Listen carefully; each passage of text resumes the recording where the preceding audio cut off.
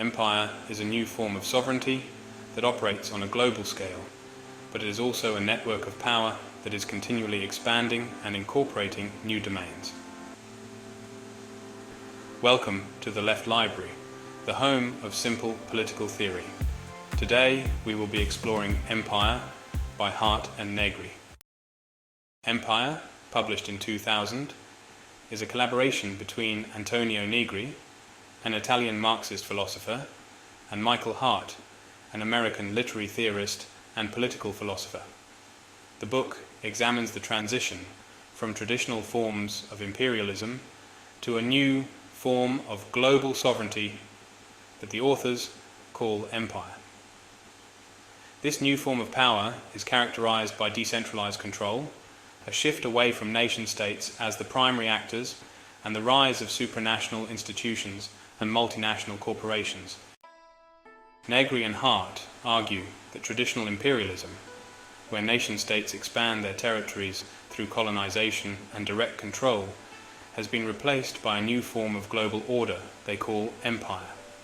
This empire is not controlled by any single nation-state, but is a decentralized and deterritorialized system of global governance. The empire does not establish territorial centers of power and does not rely on fixed boundaries or barriers. It is a decentered and deterritorializing apparatus of rule that progressively incorporates the entire global realm within its open, expanding frontiers. The authors describe empire as a network of global institutions such as the United Nations, World Bank, International Monetary Fund, and World Trade Organization that facilitate the flow of capital and maintain global order. These institutions work alongside multinational corporations to create a system where economic and political power is diffuse and operates through a complex web of relationships rather than through direct control. Empire is characterized by its ability to adapt and incorporate diverse elements, making it resilient and difficult to challenge. Unlike traditional empires that relied on military conquest and territorial expansion, empire exerts its influence through economic policies, cultural norms, and political institutions that shape the global order. In the era of empire, sovereignty is no longer tied to the nation-state, but is instead diffuse and networked across various global institutions and corporations. This new form of sovereignty operates through biopolitical control, regulating not just the actions of individuals but also their desires, bodies, and social relations. In the passage to empire, there emerges a new paradigm of power that can be characterized by the term biopower, which refers to the control of life and populations. Biopower is a concept borrowed from Michel Foucault, referring to the ways in which power regulates life, from population management to individual bodies. Negri and Hardt argue that this form of power is more pervasive and insidious than traditional forms of sovereignty because it operates through the normalization of certain behaviors and desires. The authors explain how biopower extends beyond the realm of politics into everyday life, influencing how people think, act, and interact. This form of control is embedded in institutions such as healthcare, education, and the media, shaping public consciousness and social norms. Biopower's effectiveness lies in its ability to make individuals complicit in their own subjugation by internalizing and reproducing the values and norms of empire. Also, the authors discuss how global capitalism under empire differs from previous forms. Capital is no longer confined to national borders and is now truly global, with production, distribution, and consumption occurring on a worldwide scale. This globalization of capital is facilitated by technological advancements and the liberalization of trade. Capital today thus recognizes no territorial center of power. It is deterritorializing and deterritorialized. it is constantly moving beyond its boundaries. Global capitalism under empire involves the exploitation of labor on a global scale, where labor markets are integrated and workers from different parts of the world compete in a race to the bottom in terms of wages and working conditions. This creates a new proletariat that is global, diverse, and interconnected. Negri and Hardt highlight how the dynamics of capitalism under empire differ from classical capitalism. The shift towards a knowledge-based economy and the increasing importance of immaterial labor, work that produces cultural content, information, and services, transform the nature of exploitation and resistance. Workers in the digital and creative industries, for example, face precarious employment and intense competition, but they also possess the potential to network and organize transnationally. The authors also examine the role of finance, capital, in empire. Financial markets operate on a global scale, with capital flowing rapidly across borders, often with destabilizing effects on national economies. This financialization of the economy concentrates wealth and power in the hands of a few, exacerbating inequality and creating economic instability. Negri and Hardt introduce the concept of the multitude as the primary agent of resistance against empire. The multitude is a diverse and decentralized network of individuals and groups who resist the homogenizing and oppressive forces of empire. The multitude is composed of innumerable internal differences that can never be reduced to a unity or a single identity. Different cultures, races, ethnicities, genders, and sexual orientations. Unlike traditional notions of the proletariat, the multitude is not a singular class, but a multiplicity of social actors who are united by their common opposition to empire. This diversity is a strength, as it allows for a wide range of perspectives and tactics in the struggle against global capitalism.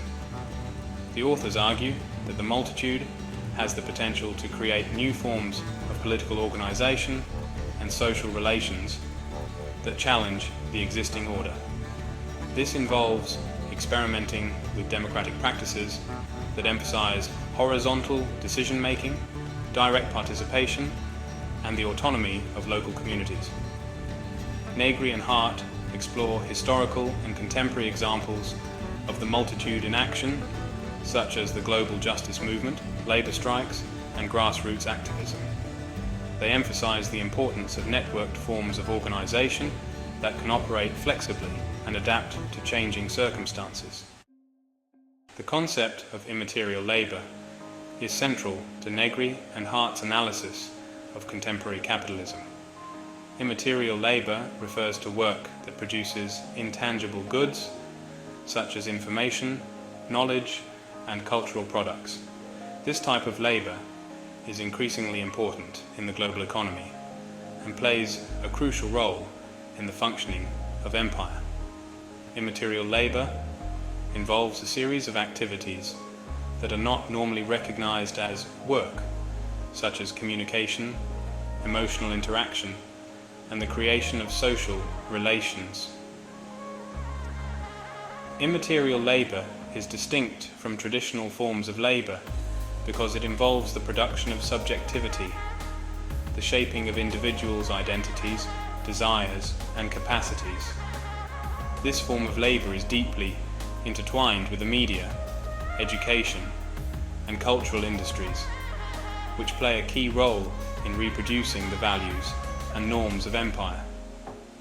The authors argue that immaterial labor has a dual character.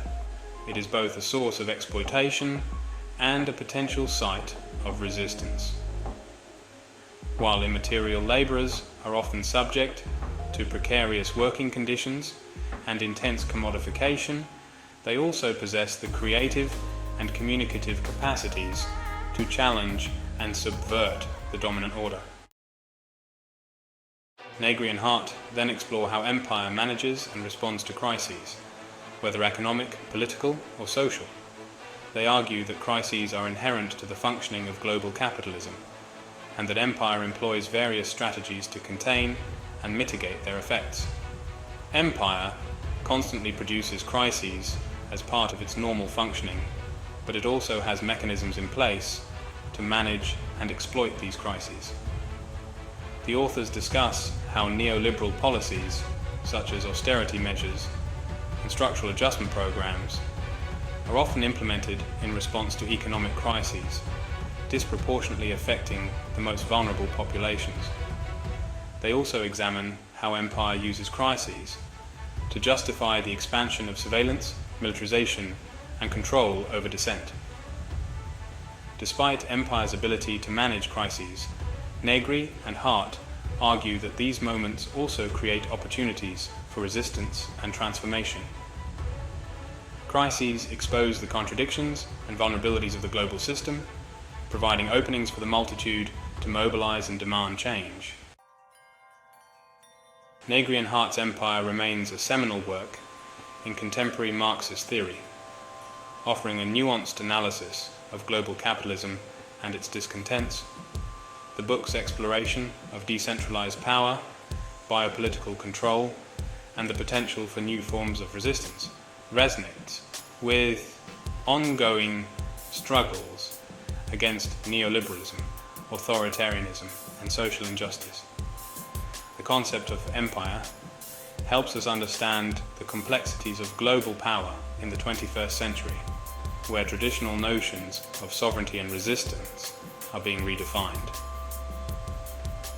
The author's emphasis on the multitude as a diverse and dynamic force for change inspires contemporary movements seeking to build a more just and equitable world. To conclude, Empire, Antonio Negri and Michael Hardt provide a comprehensive and provocative analysis of the changing nature of global capitalism and the potential for resistance. Their work challenges us to rethink traditional Marxist categories and to explore new forms of political organization and solidarity. By understanding the key concepts of empire, biopower, immaterial labor, and the multitude, we can better navigate and challenge the complexities of our globalized world. Thank you for watching The Left Library. Please like, comment, and subscribe for more simplified insights into political philosophy, political economy, and political science. Let's continue to learn and grow together.